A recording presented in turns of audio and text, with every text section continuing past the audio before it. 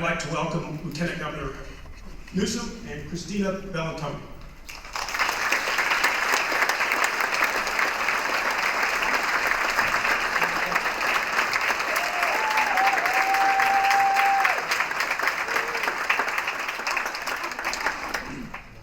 Gavin Newsom has been the state's lieutenant governor since 2011, and previously he served 2 terms as mayor of San Francisco from 2004 through 2011. While mayor, he pushed San Francisco to become one of the most environmentally friendly cities in the nation. Christina Bellantoni is the assistant managing editor for politics at the Los Angeles Times. At the end of their one-on-one discussion, there will be a 15-minute Q&A so that you can jump in and ask questions. Over to you guys. Thanks. Thanks, Larry, for that great introduction. Good morning, everyone. Thanks so much for being here. Again, I'm Christina, and I run our politics department. This isn't exactly my forte, but an issue that I think is very important, and obviously very important here in California. Just one quick note, I do write a daily newsletter called Essential Politics. If you're not signed up, it's very easy to do so on the politics page. And if you like events like this, next week and the following Thursday, we are doing convention watch parties. You can RSVP, it's free, latimes.com/convention party. Hope to see all of you there. So when you were mayor of San Francisco, you were really pioneering on clean energy initiatives, solar in the city, recycling initiatives, and you are looked at as sort of a forefront of this energy movement. And I'd like to start broad because earlier this month there was a study that found California ranks in the top 5 in the world when it comes to clean energy, green technology. So will we stay there, and how much further should we go? Well, I appreciate the context, and let me go back a little bit. You know, nothing worse is like an aging high school quarterback talking about the good old days, going back to my mayor days. But, I was frustrated, like a lot of folks, back 10 or so years ago when the Bush administration really pulled away from Kyoto. And there was frustration in cities large and small, all across the country, that the United States was losing its opportunity to truly lead internationally as it relates to low carbon green growth strategies. It was around that time that we convened the world. We literally had over 150 mayors from around the world come to San Francisco for World Environment Day, sponsored by the United Nations in 2005. It was about the time that Al Gore was just coming out with his videos, and people were paying more and more attention to the issue of greenhouse gas emissions, climate disruption, climate change, global warming, and the like. And we signed protocols. In the absence of national leadership, we decided to roll back, at least in terms of our commitments, our greenhouse gas emissions 20% below 1990 levels by 2012. In essence, doubling the commitments that were supposed to be made under the Kyoto Accords at a national level. Those signatures were a first, and that inspired the mayor of Seattle to go to the U.S. Conference of Mayors and get, through the U.S. Conference of Mayors, literally hundreds and hundreds of mayors, Republicans and Democrats, from all across the country to commit to the same. So we put together our own global climate action plans at the local level, recognizing a fundamental that at the end of the day, total consumption is nothing more than the sum total of all local consumption. And that as mayors, we have a unique responsibility and opportunity to radically change our strategies. And so as a consequence of that, you're right, we did some pretty progressive things. We did some audacious things. I remember requiring composting, the first city in the United States to do it. I thought gay marriage was controversial. This thing was unbelievable, we had garbage police out there, et cetera. But we try to lead by example. And I think it goes to your fundamental question, the power of emulation. And the fact is, California's been at this longer than anybody else. It's what distinguishes our game from the game played elsewhere. And it's that power of emulation, it's our example that's inspired the nation and is inspiring the world. So the answer to your question is absolutely, we're going to continue our leadership. The question is, are we going to invest in our lead? And that's what I hope we do with the work that Governor Brown will continue to do over the next 2 years, and the work that I hope to do in the future, whether or not I'm in a position of formal authority or I'm there just rooting on our public policymakers to continue these low carbon green growth strategies. we're going to talk a lot more about Governor Brown in a moment, but picking up on that, given the national political climate, where do you see that conversation going at the national level, given there's been so much lawsuits, things happening in the courts, businesses saying that overregulation are hampering their future? How is that different from California right now? A couple of things, and this may not, I say it's not to impress you, but to impress upon your point. I'm a business person. I've got close to 1,000 employees in the state of California. I have 23 small businesses. And I make that point to make this point. Businesses have consistently opposed, going back to the 70s, our appliance standards, our vehicle standards, fuel standards, cap and trade in '06, cap and trade today. Yet, this economy is thriving, particularly at the moment. Not surviving, thriving. And we have proven to the rest of the country that there's something called the genius of and versus the tyranny of or. And let me back up. It's an interesting fact that when Al Gore was sent to Japan to finalize the Kyoto Treaty, that the US Congress, the Senate of the United States, on a 98-0 vote, rejected the Kyoto Treaty before Al Gore even got back off the plane. As Bill Clinton likes to say, it was the only legislation he never introduced that was rejected. Because no Democrat at the time believed, let alone Republicans, that we can reduce our greenhouse gas emissions and grow the economy. The tyranny of or. It's one or the other. Versus the genius of and. We can do both. And I think that's what California's proven. That we can substantially reduce our greenhouse gas emissions and create economic opportunity, economic growth, and support business growth and business exports as we define an economic future that is essential in a world that's radically changing, particularly as it relates to the impacts of climate change and the desperate need to address energy policy, even if you don't believe in climate change, in the context of a world where we're going from 7 billion people to 9.2 billion people in the next few decades. So this is an economic imperative, it's a moral imperative, and Governor Brown, interestingly, has been a leader in 2 iterations and is probably the most outsized, prolific environmental leader, certainly in my lifetime, and I would argue in your lifetime. And I have extraordinary confidence in his ability to address the legitimate concerns that exist today as it relates to the expiration of AB 32 and the cap and trade program, the ability to negotiate with labor and other interests, including oil interests, as it relates to the extension of that program, and to fulfill the commitments we've made on our RPS strategies at 50%, and continue to lead, as he has, with 127 jurisdictions from 27 different countries. 729 million people that are part of his 2 MOU program, which we can talk a little bit more, which only reinforces the notion of leadership at an international level that's been demonstrated by this governor. And by the way, I'm not here to suck up to Jerry Brown. We disagree on some things. And we didn't run together. I just admire the hell out of him on this topic.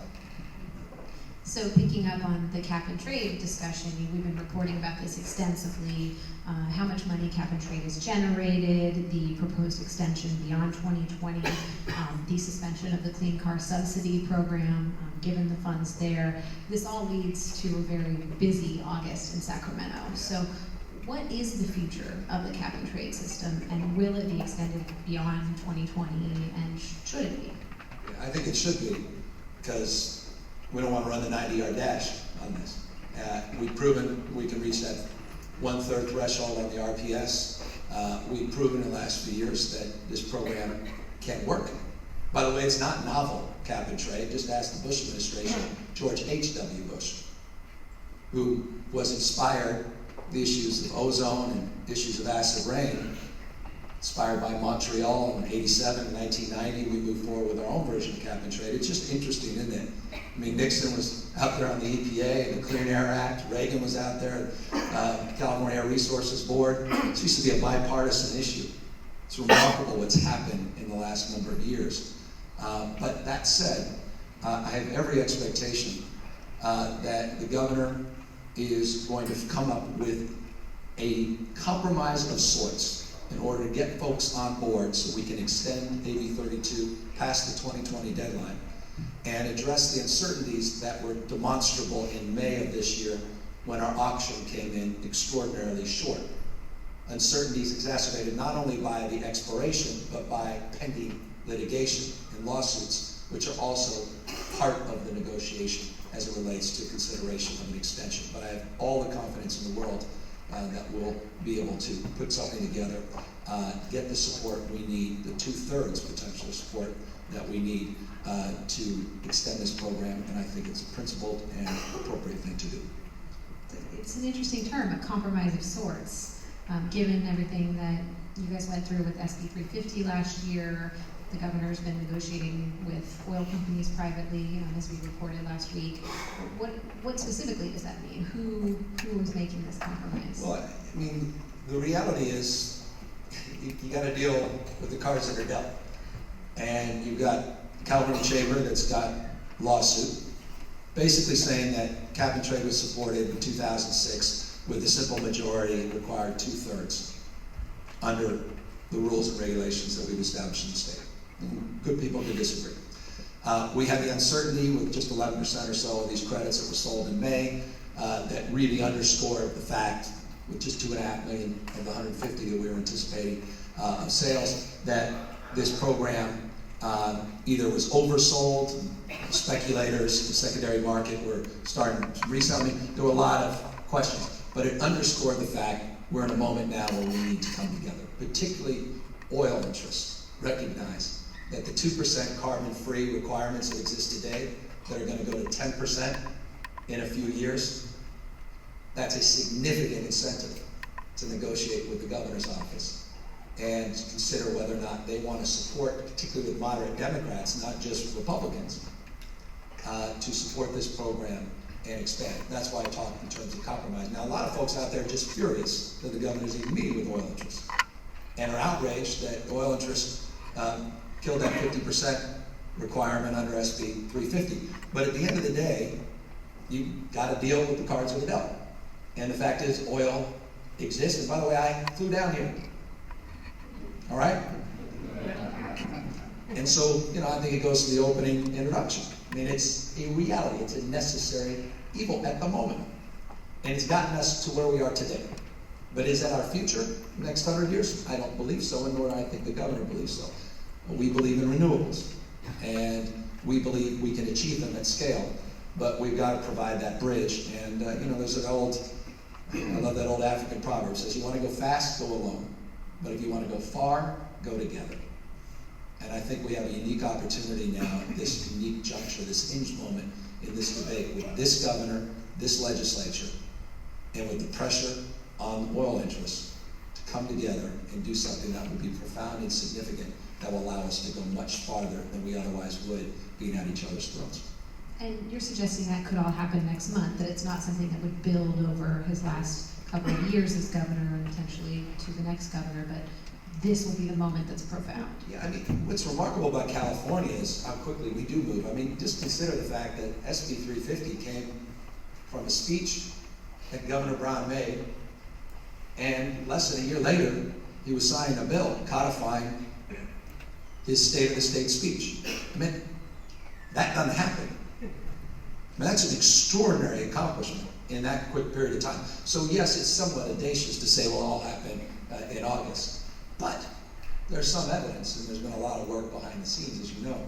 There's some evidence that that's possible and also necessary with the uncertainty of the particular moment.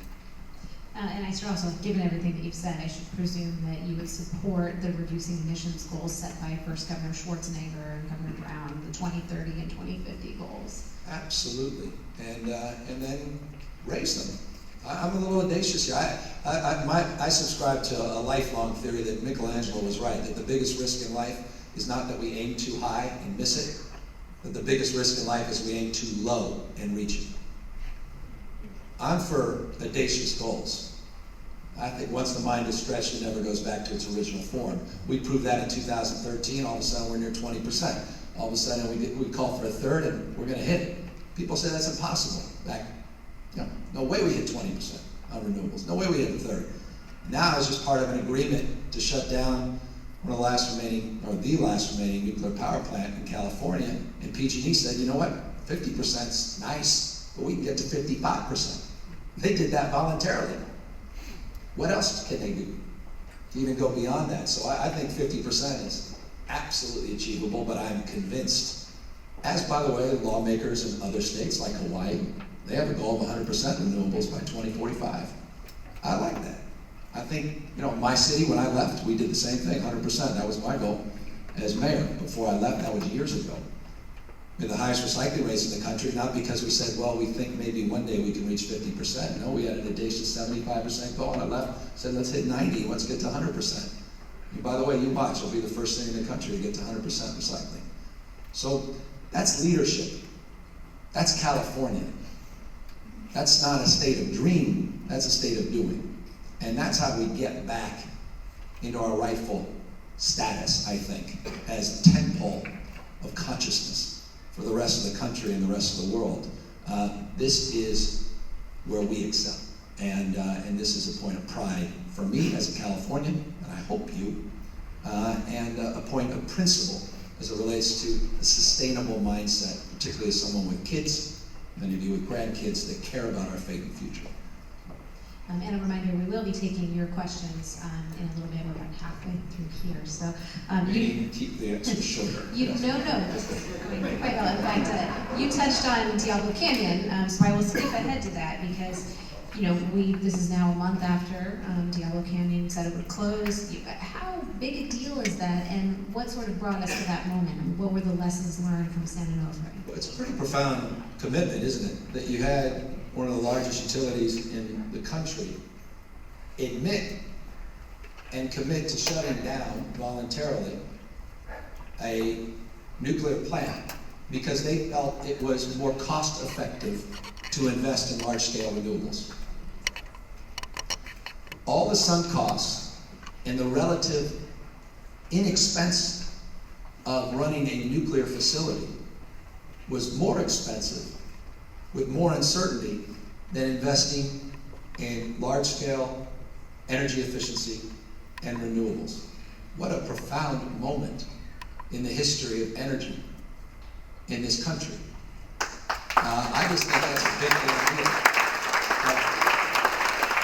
Don't get me wrong, I couldn't, you know, I wouldn't have slept if I read 3 of the comments on my Facebook page where people were just outraged that it wasn't shut down yesterday. I can't believe that the commitment was 8 or 9 years to bridge from today to tomorrow. Except that sort of begs the question, have you paid attention to what happened when San Onofre shut down precipitously? And we saw GSG emissions go up. We saw the job loss, the economic impacts, the wholesale prices of electricity went up. Who's that? Regressively. Folks on fixed income, poor folks. That was because we didn't have a plan. And we weren't creating a bridge. We have a plan, we have a bridge, we have a partnership, NRDC, Friends of the Earth, by the way, an organization that was literally conceived initially to shut down nuclear power plants as part of this agreement to have a bridge, to have the time to build a renewable portfolio so that we have some certainty and we can bridge the gap as it relates to the energy that's produced from Mount Diablo. Anyway, I just think it's a big deal. And we worked hard at state lands, and here's the answer to your question. A little bit of this was forced upon PG&E. I'm trying to be complimentary, but let's be honest. Because they had an easement issue that came in front of our 3-member commission. And we said, well, you want that extension in 2018. We kind of think this requires an environmental review. They didn't like that. They wanted to have a different kind of conversation. It was enlightened engagement. And compromise was advanced. And I'm very proud of that. So flashback to the climate summit last fall, which you touched on just briefly. California had a huge delegation there, larger than several countries. and really has already been noted as a global leader and was recognized there. So given the debate we're having in this country about the appropriate use of executive power, you clearly want California to be on the forefront of this, but is that a danger when you look at California taking the lead when the United States isn't always there and its role on the global stage? Absolutely not. Absolutely not. California is the sixth largest economy on planet Earth, a $2.5 trillion a year economy. We have a population that's large. I didn't even know this. Someone told me this the other day. I didn't look it up, so maybe you should. But someone told me we have a population that's bigger than 163 of 196 nations. It may be true. I mean, someone Google this. Yeah, take a look at that. Look that up. Let me know afterwards. We certainly should punch above our weight. I mean, when Governor came back, he came back with 58 signatures from that Paris trip. I told you it's 127 signatures, 10 United States, independent states have signed his commitments. That's leadership. And it's in the absence, with all due respect, of collaborative leadership at the federal level. It reminds me of that old song. If you don't like the way the world looks when you're standing up, stand on your head and go local. Because remarkable things are happening at the local level. We are an antidote to the cynicism. We are an antidote to the frustration and friction. And again, the power of emulation. Success leaves clues. When your per capita energy consumption is 1/2 the rest of the nation and your economy is growing, that deserves some attention. When you lead the nation in all of these respects, and you're creating new industry, and you're creating jobs, and you're identified internationally as a leader, that deserves some attention. And so, with all the uncertainty in Washington, D.C., it's a bigger imperative that we have the kind of leadership demonstrated by Governor Brown around the rest of the world. Back here in California, the Public Utilities Commission has been, in a little state of flux. Read about that. And there have been proposed reforms. What's your take about what's happened and what should happen at PUC? Oh. Where do we begin? Look, they're clearly, I have so many thoughts on the PUC issues. And a lot of it's related to the songs, nuclear plant issues there, and frustrations. I'm a guy, I wrote a book called Citizen Bill. It's all about transparency and openness. The entire book is about transparency and openness.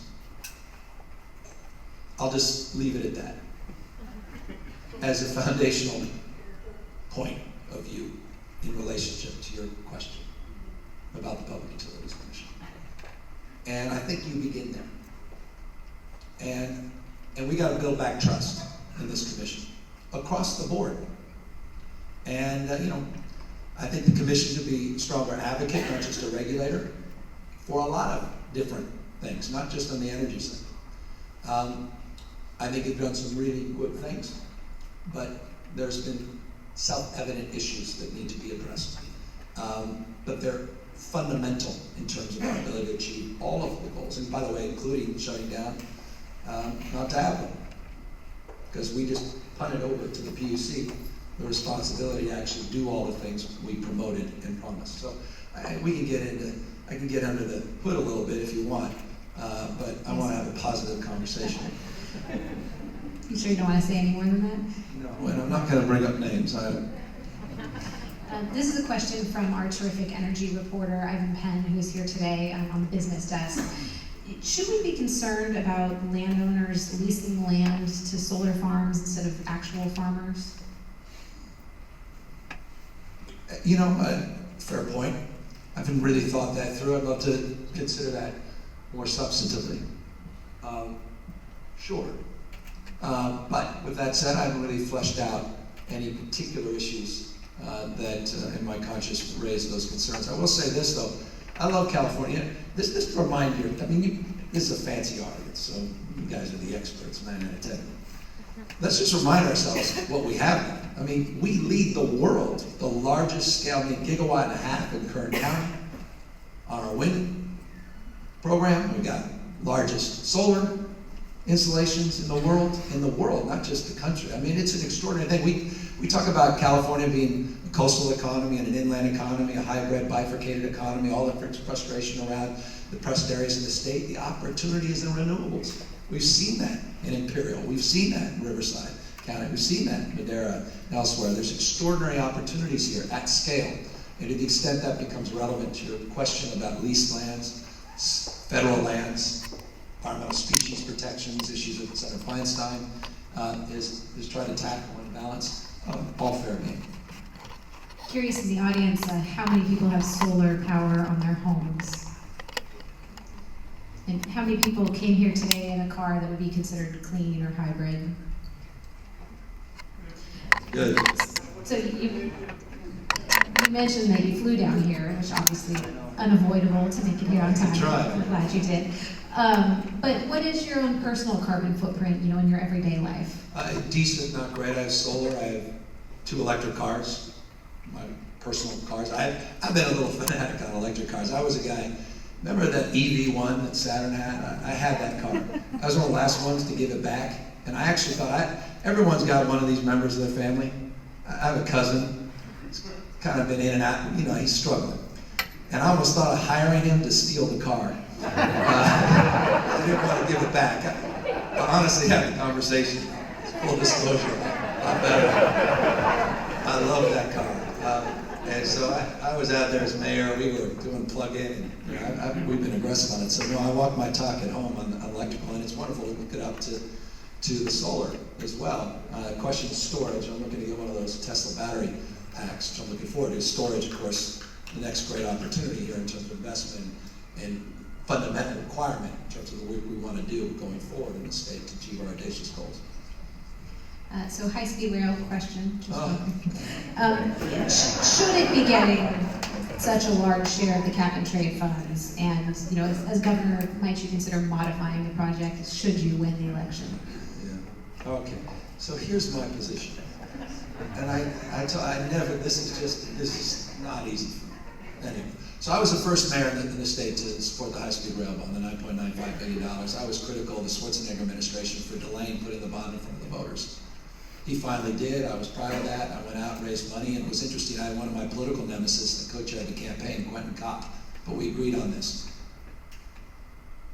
Point of pride for me was getting Secretary Ray LaHood at the time, Feinstein, Boxer, all these fancy folks to come to San Francisco, because we did a groundbreaking for the Grand Central Station on the west coast of the United States, the Transbay Terminal, the northern terminus for the high-speed rail. I sat there, proud as mayor, talking about legacy, which is never a good thing for a politician. And so I was out there promoting a $44 billion project, 2 hours, 26 minutes, downtown, back and forth, 50 million passengers, 55 million. This thing was going to generate $1 billion surplus. It was a beautiful, wonderful thing. Why did it take so long? It's 50-year-old technology. I've been there in the TJV. I went purposely to Beijing to get on that high-speed rail. It was right after they had to modify the speed, which was unfortunate because there were some issues of safety, but it was an incredible thing to go to Shanghai in that high-speed rail. Why can't California do this? But then I watched, and unfortunately I'm not ideological. It's a big political problem for me. It's so much easier to be ideological and be safe, a cocoon, a certain point of view. All splendid response, cuddling you get. And I started, after the business plan came out, it was all of a sudden $98 billion. Thinking, whoa. Because remember, a third of the money's coming from the federal government, a third of the money from the state, a third of the money from the private sector. That's what I was promoting.